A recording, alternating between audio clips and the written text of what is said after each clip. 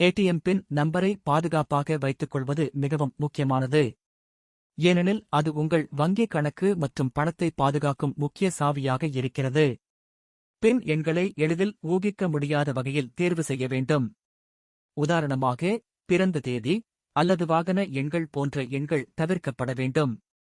பின் ஐ எங்கேயும் எழுதாமல் மனப்பாடமாக வைத்திருக்க வேண்டும். மேலும் அதை யாரிடமும் பகிரக்கூடாது. நெருங்கியவர்கள் அல்லது வங்கி ஊழியர்களிடமும் கூட.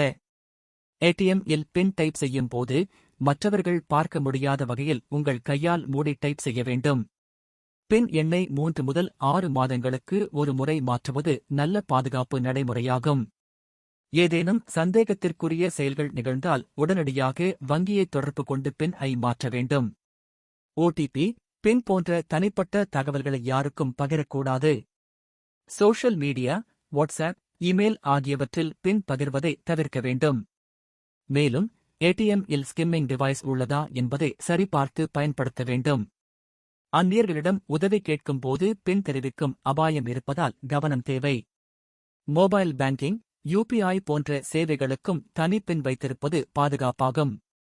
பின் என்பது உங்கள் பணத்தின் பாதுகாப்புக்கான சாவிதான் என்பதால் அதை பாதுகாப்பது உங்கள் பொறுப்பு என்பதை நினைவில் வைத்துக் கொள்ளுங்கள்.